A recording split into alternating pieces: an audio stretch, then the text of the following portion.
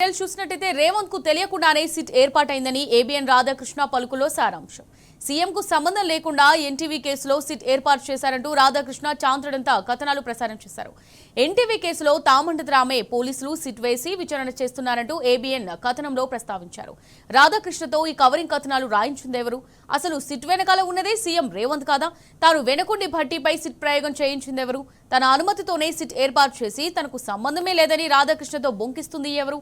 కుట్రలో గురువు చంద్రబాబును ఫాలో అవుతున్నాడా? ఆంధ్రజ్యోతి రాధాకృష్ణతో కుమ్మక్కై తెలంగాణలో గురువు తరహా కుట్ర రాజకీయం చేస్తున్నాడా? తెలంగాణ ప్రజలు ఏం గమనించడం లేదనుకుంటున్నారా?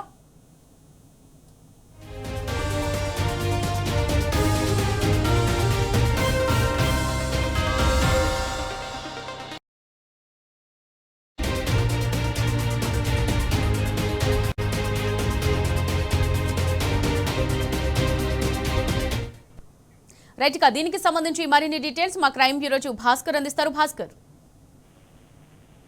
రాష్ట్రంలో ఒక గందరగోళమైనటువంటి పరిస్థితి కొనసాగుతా ఉన్నటువంటి పరిస్థితి కనిపిస్తోంది. ఏబిఎన్ ఇచ్చినటువంటి నేనాటి వార్తకు సంబంధించి తన అనుమతితోనే ఈ ఇష్యూకు సంబంధించి రేవంత్ తెలియకుండానే సిట్ ఏర్పాటైందా అనేటువంటి ఏబిఎన్ రాధాకృష్ణ పలుకులకు సీఎం కు సంబంధం లేకుండా ఎన్టీవీలో కేసులో సిట్ ఏర్పాటు చేశారని రాధాకృష్ణ ఆయన చెప్పినటువంటి వార్తలు అవన్నీ చూస్తా ఉంటే కొంత గందరగోళ పరిస్థితి.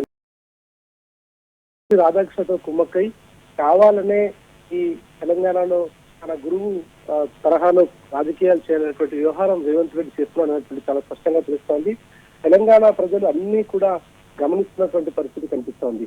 అసలు ముఖ్యమంత్రికి తెలియకుండా సిట్ ఏర్పాటు అవుతుందా లేదా అనేటువంటిది ఆ మాత్రం తెలియకుండా ఉండేటువంటి పరిస్థితి ఉంది. ఎందుకంటే హోంశాఖ మంత్రిగా కూడా రేవంత్ రెడ్డి ఉన్నారు. ఆయన ముఖ్యమంత్రితో పాటు హోంశాఖ మంత్రిగా కూడా ఉన్నారు. కనీస సమాచారం లేకుండా సిట్ అమాయకులైతే తెలంగాణ ప్రజలు కాదు అనేటువంటిది అర్థం చేసుకోవాలి. ఒకవైపు తన పలుకులతో తానేదో సాధించాను అంటూ ఒక అపర మేధావిలాగా చేస్తున్నటువంటి ఏబిఎన్ రాధాకృష్ణ ఎన్టీవీ ఇష్యూకి సంబంధించి ఎన్టీవీలో వచ్చినటువంటి కథనానికి సంబంధించి వాళ్ళకు వచ్చినటువంటి సమాచారం మేరకు వాళ్ళు వార్తలు రాసి పంపిస్తే దాన్ని కూడా ఇవాళ రాజకీయ నాయకులకు అమ్ముడుపోతున్నటువంటి వ్యవహారం ఏబిఎన్ రాధాకృష్ణ వ్యవహారం పేరులో కనిపిస్తోంది. నిజంగా ఇవాళ సిట్ ఏర్పాటుకు సంబంధించి సజ్జనార్కు చెప్తున్నటువంటి మాటలు కావచ్చు, ఏబిఎన్ రాధాకృష్ణ పలికినటువంటి పలుకుల్లో కావచ్చు, ఎక్కడా కూడా ముఖ్యమంత్రికి తెలియకుండా సిట్ ఏర్పాటైనటువంటి వ్యవహారం కొనసాగిస్తున్నాం. రాష్ట్రంలో ముఖ్యమంత్రికి తెలియకుండా సిట్ ఏర్పాటు జరగదు.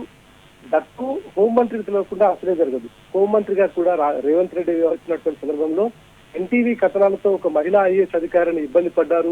ఆమె ఆత్మహత్య నిద్ర మాత్రలు మింగి ఆత్మహత్యత్నం చేసిందనేటువంటి వివరాలను కూడా రాధాకృష్ణ చెప్పారు. కానీ రాధాకృష్ణ కొత్త పలుకులో అసలు కథనం ఏంటో ఆయనకైనా అర్థమైందా కాలేదా తెలుసుకోవాల్సిన అవసరం కనిపిస్తుంది. ఐఏఎస్ స్థాయి మహిళా అధికారి ఆత్మహత్య చేసుకుంటే మరి సిట్ వేయరా దానిపైన? ఎందుకు ఈ ఒక మహిళా ఐఏఎస్ ఆత్మహత్యకు ప్రయత్నిస్తే కనీసం ఆ విషయం బయటకు రాకుండా సిట్ ఏర్పాటు చేయకుండా దానికి కారకులైనటువంటి సిట్ అధికారి దానికి కారకులైనటువంటి వారిని అరెస్ట్ చేయకుండా ఏం చేస్తున్నాడు? దానిపైన ఎందుకు మహిళా ఐఏఎస్ సూసైడ్ అటెంప్ట్ చేసిందనేటువంటిది ఓపెన్ గా తన అనుకూలంలో చేసినటువంటి ఏబిఎన్ రాధాకృష్ణ ఎందుకు అబద్ధాలు చెప్తూ ప్రజలను గందరగోళపరిచేటువంటి వ్యవహారం కొనసాగిస్తున్నాడు? అత్యంత సున్నితమైనటువంటి అంశాన్ని ఎవరు లీక్ చేశారనేటువంటి అంశం కూడా తెలియకుండా వార్త నిజమే అయితే పోలీసులకు ఏం చేస్తున్నట్టు పోలీసులకు ఈ విషయం తెలియకుండానే ఓన్లీ ఏబిఎన్ రాధాకృష్ణకు మాత్రమే తెలిసినట్టుగా చెప్పడం. తాను ఎన్టీవీ కావచ్చు, ఇంకో ఛానల్ కావచ్చు, ఏ ఛానల్ కైనా ఇవాళ రాధాకృష్ణ దానిపైన కౌంటర్ ఇచ్చే క్రమంలో రెండు విషయాలు మర్చిపోయినటువంటి వ్యవహారం అయితే చాలా స్పష్టంగా కనిపిస్తోంది. ఇటు మహిళా ఐఏఎస్ అధికారి నిద్ర మాత్రాలు మింగి తన గౌరవానికి భంగం కలిగింది కాబట్టి ఆయన ఆత్మహత్యలు చేసుకునేటువంటి వ్యవహారం కొనసాగించింది అని, ఆ తర్వాత ఆమె ఆత్మహత్యలు చేసుకుందని, తర్వాత సిట్ ఏర్పాటుకు రేవంత్ రెడ్డికి సంబంధం లేదు. ఈ వ్యవహారం ఎక్కడైనా ఒక సీనియర్ జర్నలిస్ట్ గా దాదాపు 4-5 దశాబ్దాలుగా మీడియా సామ్రాజ్యంలో ఉన్నటువంటి వ్యక్తిగా తాను ఏం చెప్పదలుచుకున్నాడో అర్థం కానట్టు వ్యవహారం అయితే చాలా స్పష్టంగా కనిపిస్తుంది. విచారణ మొత్తం ఏబిఎన్ చేస్తుందా, లేకుంటే సజ్జనార్ చేతిలో ఉన్నటువంటి సిట్ చేస్తుందా, లేదంటే సజ్జనార్ సిట్ ను ఏబిఎన్ రాధాకృష్ణకి ఇచ్చేసాడనేటువంటి అనుమానాలు కూడా కలుగుతున్నాయి. కానీ వాళ్ళ తెలంగాణ ప్రజలను గందరగోళపరచడానికి రాష్ట్రంలో అమలవుతున్నటువంటి జర్నలిజం ఏదైతే ఉందో అది పూర్తిగా రేవంత్ రెడ్డికి అమ్ముడుపోయినటువంటి వ్యవహారం అయితే చాలా స్పష్టంగా కనిపిస్తోంది. దీంట్లో ప్రధానంగా ఇవాళ సిట్ కు సంబంధించి సీనియర్ ఐపీఎస్ అధికారిగా ఉన్నటువంటి సజ్జనార్ విచక్షణ కోల్పోయి ఆయన గట్టిగా మాట్లాడుతూ మీడియా ప్రతినిధులు అడిగినటువంటి క్వశ్చన్స్ కి దాదాపు 4 దశాబ్దాలుగా పోలీసు యూనిఫామ్ సర్వీస్ లో ఉన్నాడు ఆయన ఎగ్జిబిషన్ నమోసి దగ్గర ఆయన మాట్లాడుతూ జర్నలిస్ట్ అయినటువంటి క్వశ్చన్లకు నోటీస్ ఇవ్వకుండా అరెస్ట్ చేస్తాం, మా ఇష్టం ఉన్నట్టు అరెస్ట్ చేస్తామని ఆయన చెప్తున్నాడు. అంటే చట్టాన్ని గౌరవించేటువంటి పోలీసులు, చట్టాన్ని అమలు చేయాల్సినటువంటి పోలీసులు వాళ్ళు కేవలం భారత శిక్షాస్మృతిని ఫాలో అవ్వకుండా వాళ్ళ ఓన్ బుక్ ను ఫాలో అవుతున్నారు అనేటువంటిది చెప్పకనే చెప్పినటువంటి పరిస్థితి. మరోవైపు ఇటు రాష్ట్రంలో హోంమంత్రిగా ఉన్నటువంటి హోంమంత్రి తన దగ్గరే పెట్టుకున్నటువంటి ముఖ్యమంత్రి తనకు తెలియకుండా సిట్ ఏర్పాటు చేసిందనేటువంటి జోకే వ్యవహారం వేమూరు రాధాకృష్ణ చేస్తున్నారు. అసలు వేమూరు రాధాకృష్ణ ఇంటికి ఆయన రేవంత్ రెడ్డి వెళ్లి న్యూ ఇయర్ సందర్భంగా ఆయన విషయం చెప్పినప్పటి నుంచి తనకు సహకరించాలని చెప్పినటువంటి సందర్భాల నుంచి ఇవాళ గతంలో ఏ ముఖ్యమంత్రి మీడియా అధిపతుల ఇళ్లకు వెళ్ళినటువంటి సందర్భాలు ఆయన అక్కడి నుంచి ఇక రేవంత్ రెడ్డిని కాపాడని పరమావధిగా పెట్టుకుని ఇవాళ ఒక దళిత సామాజిక వర్గం నుంచి ఉప ముఖ్యమంత్రి అయినటువంటి ఆయన పైన ఆరోపణలు చేశారు. ఆ ఆరోపణలో నిజం ఎంతుందో అబద్ధం ఎంతుందో భవిష్యత్తులో తెలుస్తుంది. కానీ సిట్టు మరి ఇప్పుడు ఈ సందర్భంగా ఒక మహిళా జర్నలిస్ట్ ఇంటికి వెళ్లి వేధించినటువంటి సందర్భంలో ఎన్టీవీ యాంకర్ కు సంబంధించినటువంటి వ్యవహారంలో సిట్టు ఏర్పాటు చేసి ఆమెను పదే వేధించినటువంటి సందర్భం. మరి ఇవాళ ఇదే అంశంలో ఐఏఎస్ అధికారి ఆత్మహత్యనం చేసుకుందని చెప్తున్నటువంటి పరిస్థితుల్లో దానిపైన ఎందుకు సిట్ ఏర్పాటు చేయరు? దాంట్లో ఏబిఎన్ రాధాకృష్ణ చెప్తున్నట్టుగానే నిజంగా దీంట్లో సదరు అధికారి కనుక ఆత్మహత్య చేసుకుని యత్నం చేసేటువంటి ప్రక్రియ చేస్తే ఆమెకు సంబంధించినటువంటి సమాచారం ఎందుకు బయటకు రాలేదు?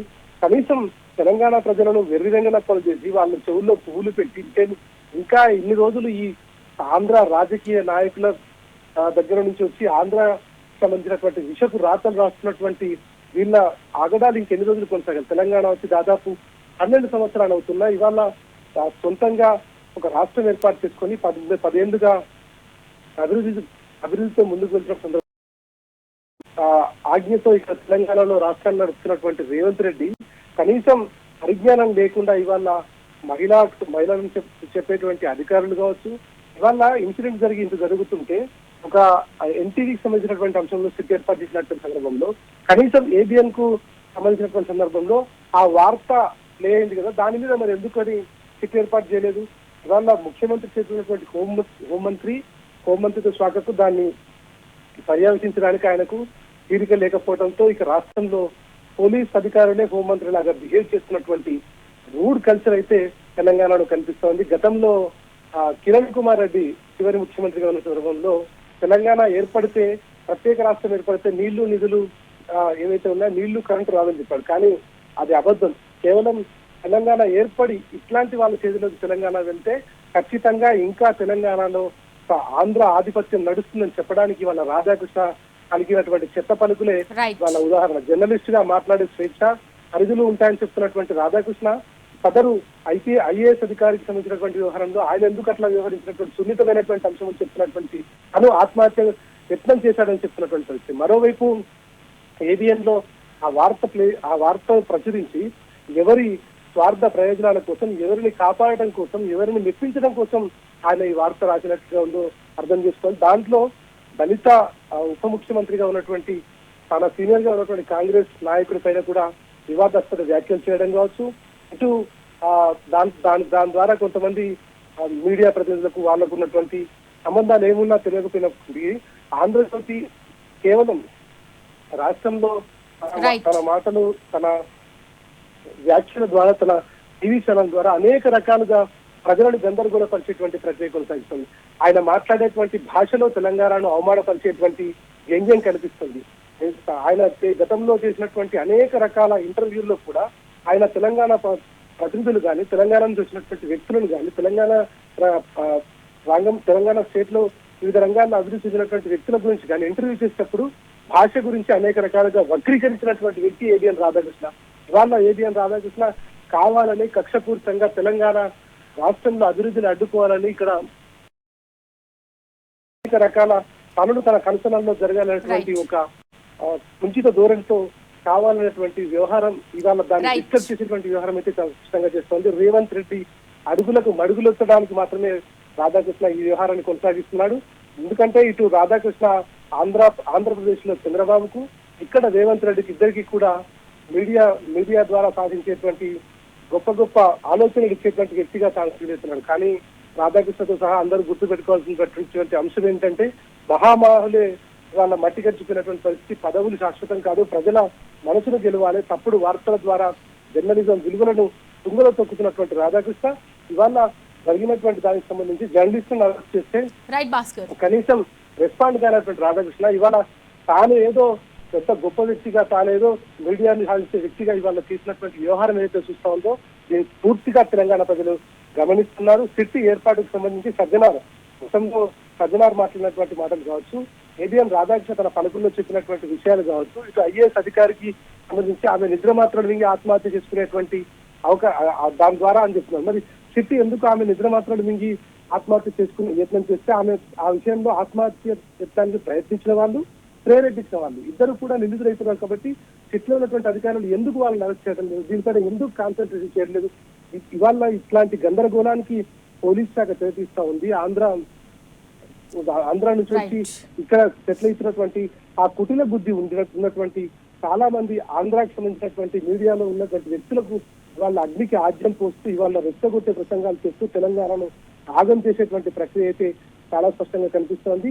మన రాతలతో విగిరి చేష్టలతో తెలంగాణ సమాజాన్ని, తెలంగాణ భాషను, తెలంగాణ సంస్కృతిని అవమానపరిచి అవహేళన చేసినటువంటి వ్యక్తి ఇవాళ ఏబిఎన్ రాధాకృష్ణ చెత్త పలుకులతో తెలంగాణ ప్రజలు అన్ని గమనిస్తా ఉంది. తన పలుకులతో ప్రపంచానికి గొప్ప చెప్పాలనుకున్నటువంటి రాధాకృష్ణ తన పలుకుల్లో చెత్త పలుకులు, క్రూరత్వము, కుంచిత ధోరణి, ప్రాంతీయ విభేదాలు ఉన్నాయన్నటువంటిది తెలంగాణ ప్రజలు ఏనాడో గమనించినటువంటి పరిస్థితి. ఇట్లాంటి వ్యవహారం ఇంకా కొనసాగితే రాబోయే రోజులలో ఇది తీవ్ర స్థాయికి వెళ్ళేటువంటి అవకాశం కూడా ఉందనేటువంటిది చాలా స్పష్టం. ఇటు సిట్ విషయంలో కావచ్చు, ఐఏఎస్ అధికారుల విషయంలో కావచ్చు, జర్నలిస్ట్ విషయంలో కావచ్చు, పోలీసుల తీరు సరిగ్గా లేకపోవడం, రాష్ట్ర ముఖ్యమంత్రి దీనిపైన అనేక రకాలుగా మాట్లాడటం, అదే ప్రెస్ మీట్ కావచ్చు, ఇవన్నీ చూస్తూ ఉంటే ప్రజలను గందరగోళపరిచి తెలంగాణను మరొక 20 ఏళ్లు వెనక్కి నెట్టేటువంటి కుట్ర జరుగుతుందన్నటువంటిది మాత్రం చాలా స్పష్టంగా తెలుస్తా ఉంది. Amulya. Right, thank you Bhaskar.